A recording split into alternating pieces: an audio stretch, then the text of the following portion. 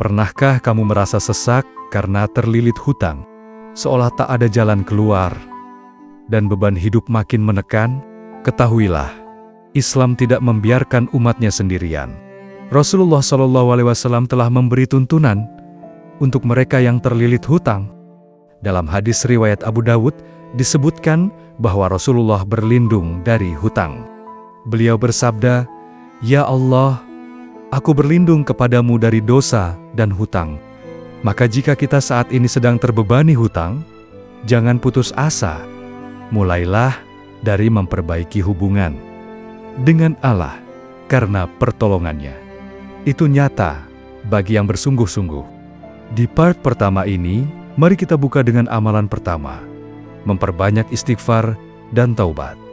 Rasulullah SAW bersabda, "Barang siapa yang memperbanyak istighfar, maka Allah akan memberikan jalan keluar untuk setiap kesulitan, kelapangan untuk setiap kesempitan, dan rezeki dari arah yang tidak disangka-sangka."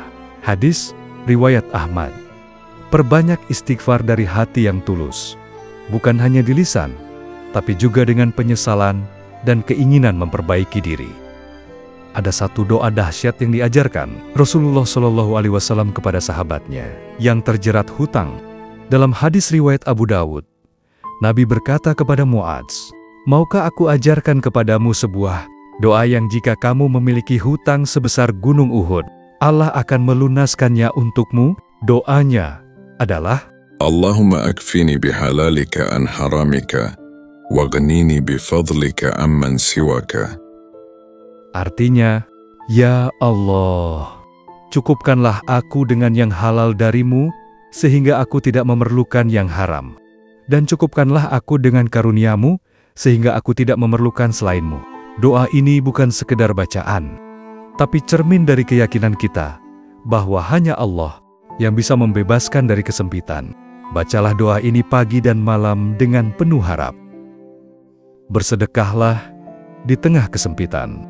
Mungkin kamu bertanya, bagaimana bisa sedekah kalau sedang tak punya?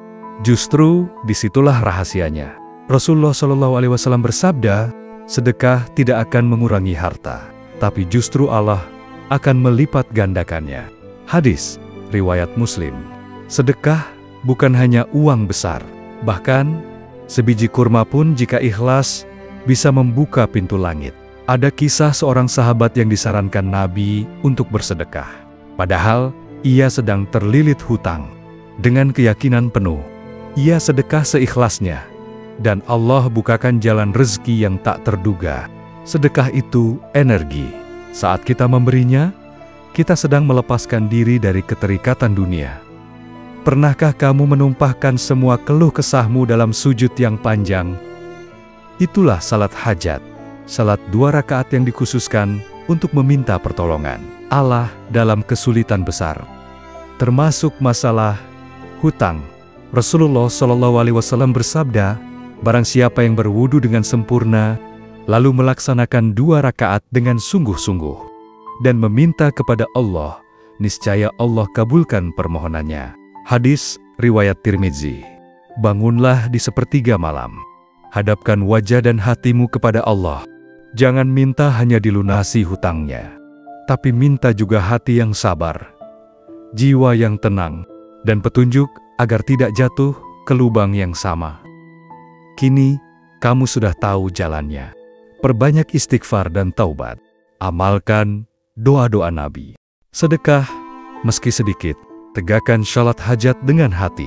Semua itu akan membuka pintu langit.